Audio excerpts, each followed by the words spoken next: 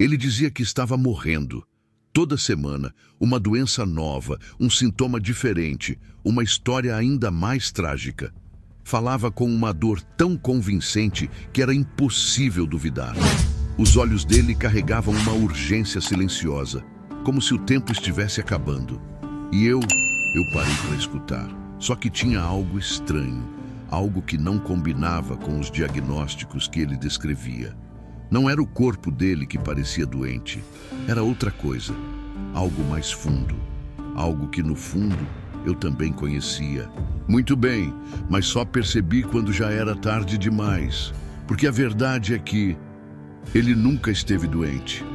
E mesmo assim, eu fui a única pessoa que ficou. Eu conheci ele por acaso. Era uma tarde comum, daquelas em que você sai de casa sem esperar nada demais, apenas querendo que o tempo passe. Ele estava sentado em uma praça perto da farmácia do bairro, olhando fixamente para o chão, com um pequeno frasco de remédio na mão. A primeira vez que trocamos palavras, ele me perguntou as horas.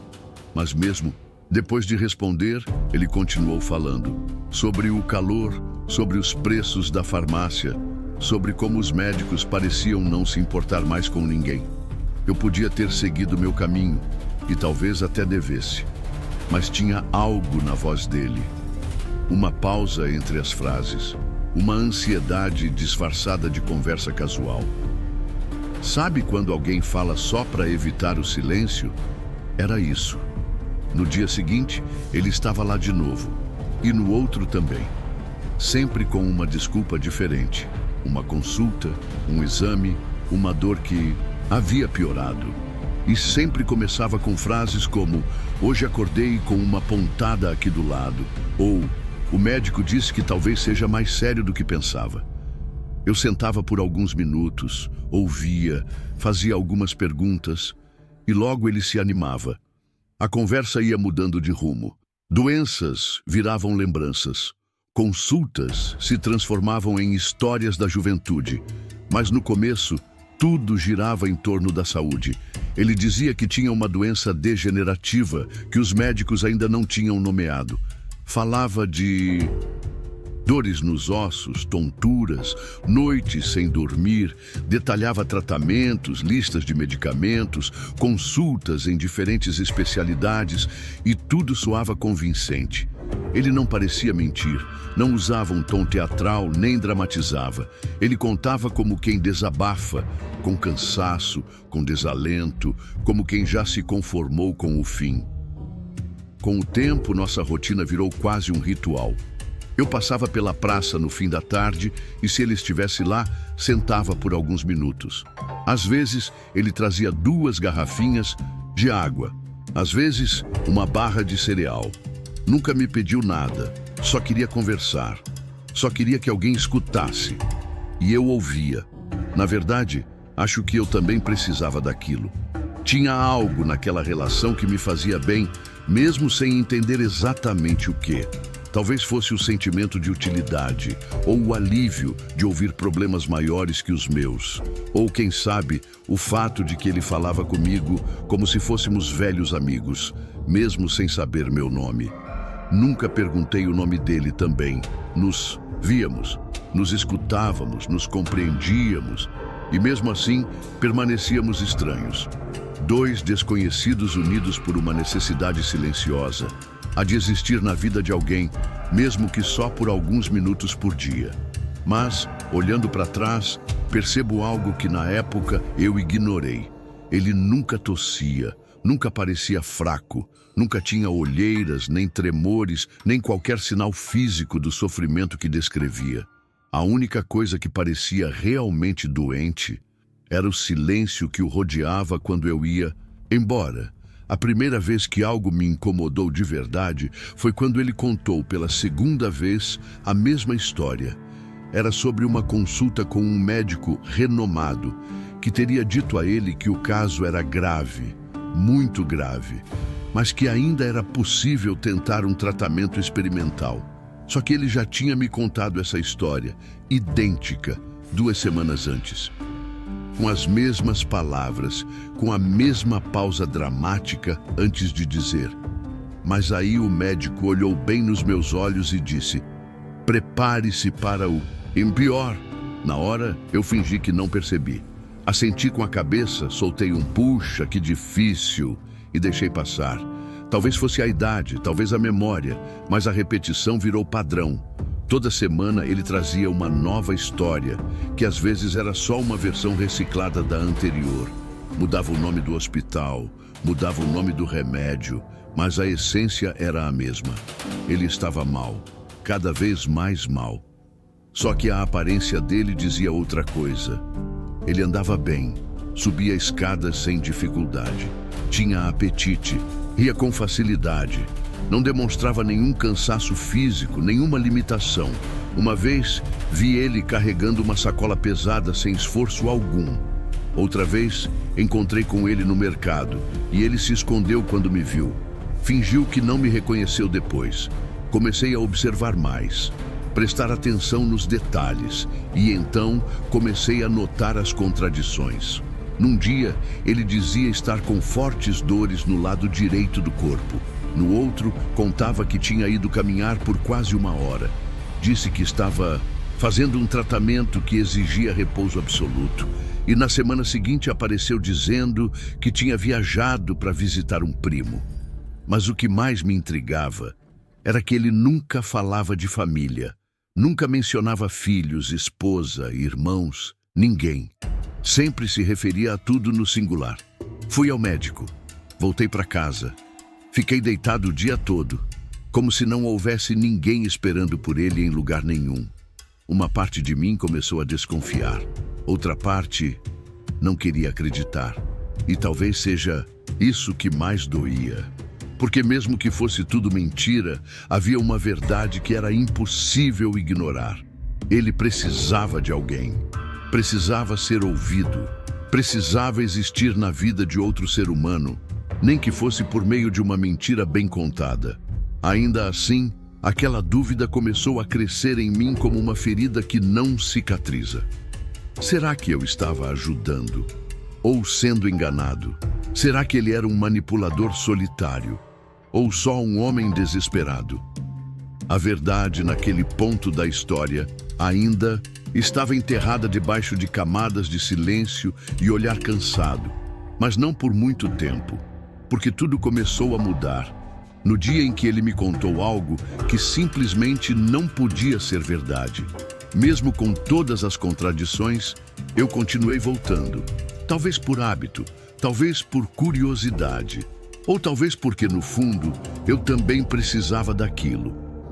A verdade é que, com o tempo, a doença dele deixou de ser o centro da conversa. Não porque ele melhorou, mas porque ele começou a se abrir. E quando falo abrir, não me refiro ao corpo, mas à alma. Certo dia, ao invés de me contar sobre exames ou medicamentos, ele falou sobre música. Disse que, quando era jovem, sonhava em ser pianista. Fez um curso por 3 anos, ensaiava escondido na sala da escola e chegou a se apresentar numa praça pública, só com um teclado antigo emprestado por um vizinho. Contou isso com um brilho nos olhos que eu nunca tinha visto nele. E depois ficou em silêncio, como se tivesse se arrependido de ter lembrado. Na semana seguinte falou de uma mulher. Ela se chamava Lúcia, ele disse. Era a única pessoa que realmente me via. Não explicou quem era ela. Esposa, namorada, amiga. Mas dava para sentir que ela tinha sido importante. Contou que ela adorava dançar sozinha pela sala, rindo de nada. E que um dia simplesmente foi embora. Me deixou um bilhete e um vazio que até hoje eu não consegui preencher. A partir dali, as conversas mudaram. Ele falava menos sobre dores e mais sobre saudade. Menos sobre sintomas e mais sobre memórias. De repente, a doença parecia ter dado lugar a outra ferida, o abandono. Eu escutava tudo, às vezes em silêncio, às vezes rindo junto. Teve um dia em que ele me mostrou uma foto antiga, dobrada, com as bordas desgastadas pelo tempo. Era ele, mais novo, sorrindo ao lado de dois amigos em frente a uma Kombi azul. Eu fui feliz, sabia? Ele disse, olhando para a foto como se fosse uma janela para outro mundo. Por pouco tempo, mas fui. Eu me vi envolvido numa amizade silenciosa, sem sobrenome, sem rede social, sem promessas, apenas dois desconhecidos que se encontravam algumas vezes por semana e dividiam pedaços de passado. E é estranho dizer isso, mas eu me sentia em paz perto dele, como se escutar alguém fosse um remédio para minha própria solidão. Eu não dizia muito, ele também não perguntava, mas era como se nossas presenças bastassem, como se por alguns minutos nenhum dos dois estivesse tão sozinho assim. Foi nesse período que comecei a me perguntar, e se a doença não fosse real? E se ele inventava tudo apenas para ter alguém que se importasse? Será que isso mudaria o que construímos? Ou será que o mais importante nunca foi a verdade, mas a conexão? Tudo mudou no dia em que ele me disse que tinha feito uma biópsia. Falou com a mesma firmeza de sempre, como se estivesse anunciando um veredito final. Disse que o médico ligaria naquele dia com o resultado. Se for o que ele está suspeitando, é questão de meses, talvez semanas. Eu fiquei em choque. Apesar de todas as dúvidas que já me rondavam, uma parte de mim ainda acreditava. E outra parte, talvez a mais forte, não queria perder. Aquela noite foi pesada.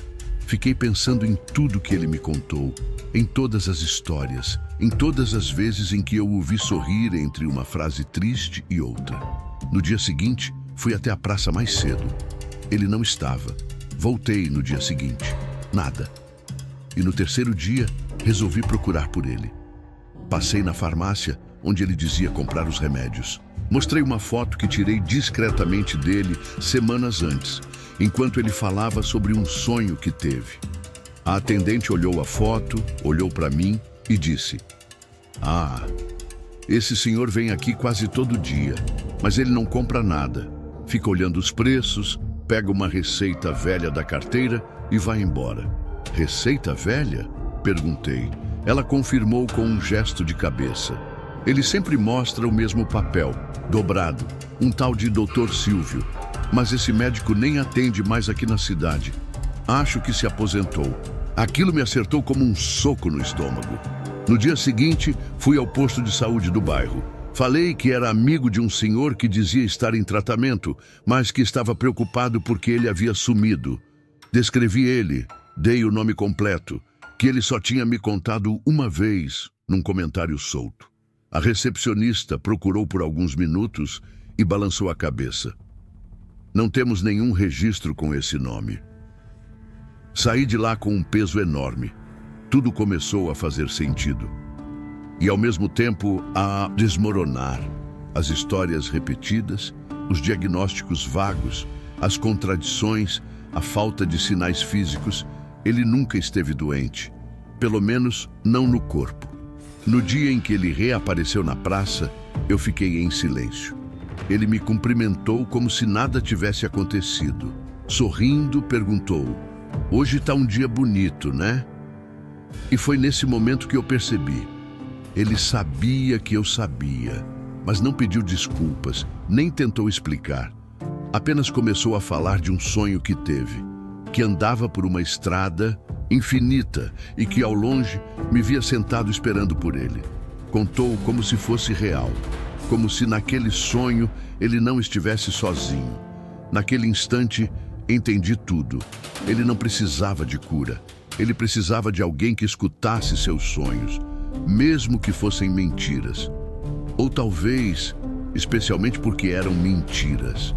Eu devia ter me sentido traído. Devia ter levantado daquele banco, encarado ele nos olhos e dito: "Por que você mentiu para mim esse tempo todo?" Mas não consegui, porque na verdade, a dor que senti não foi a da mentira, foi a da solidão dele. Fiquei ali, ouvindo ele falar do tal sonho, fingindo que tudo estava igual. Mas por dentro, eu estava em conflito. Meu lado racional gritava: "Você foi enganado." Mas meu lado humano, Aquele que o escutava dia após dia sussurrava algo mais difícil de ignorar. E se ele só queria existir para alguém? Só por alguns minutos por dia? Voltei para casa com um aperto no peito. Revirei tudo que tínhamos vivido. As conversas, as lembranças, as histórias que ele contava com detalhes tão ricos que pareciam reais. E talvez fossem. Talvez ele apenas tivesse escolhido uma forma distorcida de contar a própria dor. Uma forma que chamasse atenção, que fizesse alguém parar. Ele inventava doenças, mas não inventava a carência. E isso eu sabia. A solidão dele era real. Me peguei lembrando de quando ele falou da Lúcia, de como ela sumiu, de como ele descrevia o barulho da dança dela pela casa. Quem desaparece assim da vida de alguém? Talvez ela tenha sido a última pessoa que o escutou. Antes de mim, eu também não soube lidar com aquilo. Fiquei dias sem voltar à praça. Me sentia mal por ter acreditado, mas ao mesmo tempo me sentia ainda pior por pensar em abandonar. Era como se eu tivesse me tornado a única âncora dele no mundo. E de alguma forma que eu não entendia, ele também tinha virado a minha. Porque ouvir ele falar me fazia sair de mim. Me desconectava dos meus próprios problemas. Me fazia pensar no outro. E isso às vezes era o que me mantinha de pé. Lutei comigo mesmo. Pensei em cortar contato, sumir, evitar. Mas toda vez que cogitava essa ideia, lembrava da voz dele dizendo: "Você é a única pessoa que me escuta sem olhar para o relógio." Aquilo me quebrava. Não era chantagem, era desabafo. Era uma confissão crua de quem não tem mais ninguém. E então comecei a ver tudo por outro ângulo. A mentira dele não era para me enganar, era para sobreviver. Muita gente finge estar feliz. Ele fingia estar doente.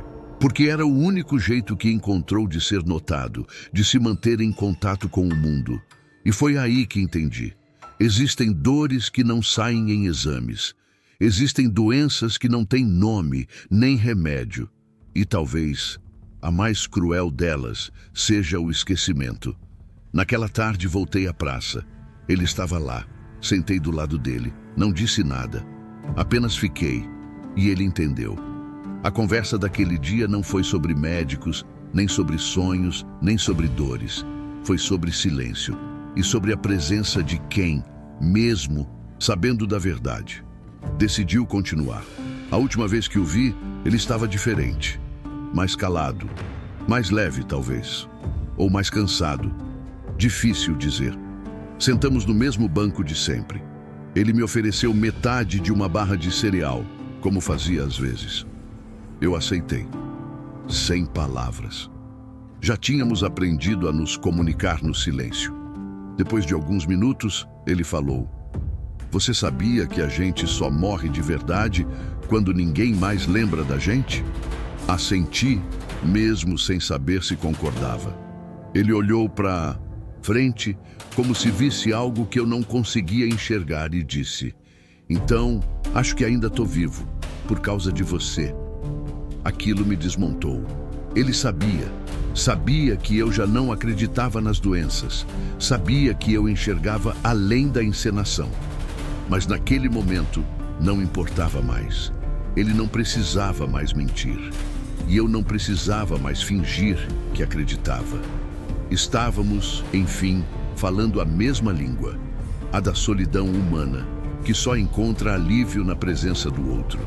Naquele dia, ele falou menos sobre o passado e mais sobre o que viria. Disse que talvez fosse viajar, visitar uma irmã distante, ou talvez um lugar que sempre quis conhecer. Não deixou claro. Falou com um sorriso leve, como se estivesse se despedindo, mas sem admitir que era uma despedida. Nos despedimos com um aperto de mão demorado, diferente, quente, como se, naquele gesto simples, houvesse o peso de tudo o que não foi dito. Ele disse: "Se cuida, tá?" E eu respondi: "Você também." No dia seguinte, ele não apareceu. Esperei uma semana, voltei várias vezes. O banco ficou vazio, a praça mais silenciosa. e o tempo mais lento. Pensei em perguntar por ele de novo, mas algo me impediu.